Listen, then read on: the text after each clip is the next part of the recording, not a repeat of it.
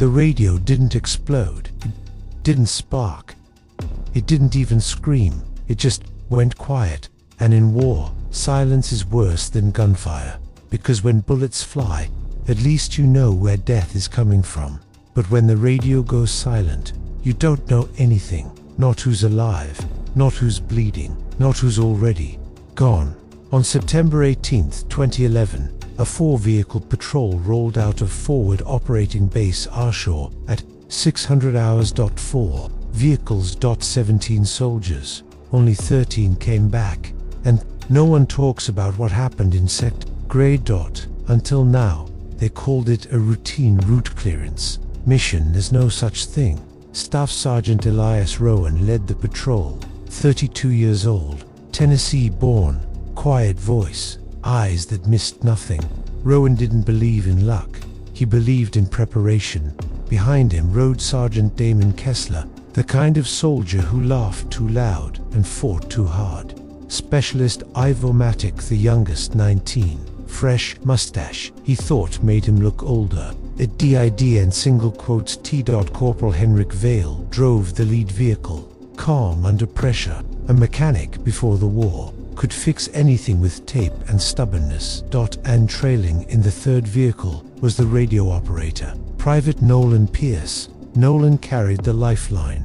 The radio was their voice to the world, and that morning it worked perfectly. The desert in Sector Grey didn't look dangerous. That's how it tricked you. Flat terrain, scattered concrete ruins.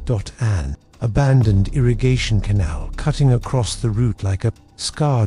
Rowan studied it through his optics. Stay tight, scan rooftops, watch culverts, he ordered. The convoy rolled slow. 20 miles per hour. Dust kicked up behind them like ghosts chasing wheels. Inside the third vehicle, Nolan adjusted the frequency. Command, this is Viper 3. Radio check. A clean reply. Read you 5x5. Everything normal. 2, normal. Then Henrik's voice cut through the intercom. Movement. Left side. Rooftop. All heads turned. Nothing. Just a sheet of loose tin flapping in wind. Damon chuckled. Tin ghosts. But Rowan didn't smile. He felt something shift in the air. And that's when the world split open. The explosion didn't sound like movies. It sounded like the sky cracking in half. The lead vehicle lifted off the ground. Not metaphorically. Rose. Then slammed down sideways in a storm of dust and metal. The convoy screeched to a halt. Contact. Contact. Gunfire erupted from the eastern buildings. Short bursts. Controlled. Planned. Rowan dragged open his door. Boots hitting sand. Dismount. Establish perimeter. Kessler was already returning fire. Henrik wasn't moving. The front axle of the lead vehicle had been ripped open like paper. Smoke poured out. Rowan ran forward. Vale. Henrik was conscious. Bleeding, but conscious. Legs trapped. He growled. Another round cracked past Rowan's helmet. The ambush was tightening. This wasn't random, it was designed. And somewhere behind him Nolan kept transmitting. Viper 3 to command. Troops in contact. Grid 70. Requesting immediate static. Then silence. At first, they thought Nolan had paused. Then they heard him shout, "Radio's dead." Rowan spun. "What do you mean dead?" Dead. No signal, no power. Kessler slid behind cover beside Rowan. Jammer, maybe, or worse. They were cut off. No air support, no MEDEVC, no backup. Just 17 men in open desert with an enemy that knew exactly where they were. Rowan made the call. Push west to the canal. Smoke out and move. Grenades popped. White smoke swallowed the road. They dragged Henrik from the vehicle under fire. Ivo fired controlled bursts, hands shaking but steady enough. They reached the canal, dropped in breathing hard, counting heads. Rowan's heart pounded. 1, 2, 3. He stopped at 13.4 missing. The lead vehicle had taken the blast, and the fourth vehicle was gone. Vehicle 4 had been trailing. Last in line. When the explosion hit, dust swallowed everything. Now there was nothing. No wreckage. No smoke. No movement. Just empty road behind them. Did they pull back? Ivo asked. No, Rowan said quietly. They hadn't. They'd been swallowed. And without the radio no one knew. Damon wiped sweat from his eyes. What's the play? Rowan stared at the road. The ambush fire had stopped. That was worse. They were being watched. Waiting. He made the hardest decision of his career. We go back.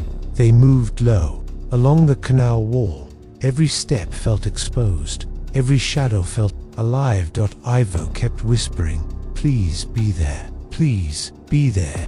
They reached the bend and saw it. Vehicle 4. 50 meters off-road. Engine still idling. Door open. No bodies. No blood. Just abandoned. Rowan approached slowly. Cleared it. Empty. But inside the radio handset was smashed. Not by impact. By hand. Someone had destroyed it. Damon's voice dropped. They took them. For soldiers. Gone. Alive. Or not. They didn't know. And they couldn't call for help. This was the moment that would haunt Rowan forever. Protocol said regroup and withdraw. Report. Return. With force. But they had no radio. And every minute that passed meant that missing were farther away. Rowan looked at the men. Exhausted. Bleeding. Afraid. But waiting. We track, he said. And they did. Footprints led toward the ruins. East. Drag marks in sand. Boot impressions. Footsteps forced forward. The team moved into elements. Silent. Careful. Inside the ruins. Tension thickened. They heard voices. Foreign. Low. Laughter. Rowan signaled halt. Peered through a cracked wall. There. Bound. Alive. Bruised. But alive. 4 of theirs. Guarded by 6 armed men. Rowan exhaled slowly. He had 13 soldiers, low ammo, no support, and 1 chance, he whispered. We hit fast, no hesitation. It lasted 37 seconds. Damon breached left. Ivo covered right. Rohan moved straight through dust and shouting. The enemy scattered under surprise. 2 down immediately. 1 fled. The rest engaged. Rowan cut the ties off the first captive. Move. Gunfire echoed through concrete. A round clipped Ivo's shoulder. He didn't fall. He kept firing. Kessler tackled one of the captors. The last hostile ran. Then silence. Again. Breathing. Counting. All 17 alive, but barely. They couldn't use vehicles. 2 exposed. 2 damaged. They carried Henrik between them, shared ammo. Shared water. And walked. 6 miles. Through open terrain, expecting another ambush every second, but none came. As they neared friendly lines, the radio in Nolan's pack crackled. Weak. Broken. But alive. Viper 3, this is command. Respond. Nolan nearly cried. Command, this is Viper 3, 17 strong. Returning. Static. Then, copy that. The report said. Successful recovery under hostile conditions. It didn't say how Rowan's hands shook that night, how Ivo stopped sleeping. How Henrik's leg never fully healed, how Damon stopped laughing as loud. Or how Nolan still wakes up when rooms get too quiet because silence means something went wrong.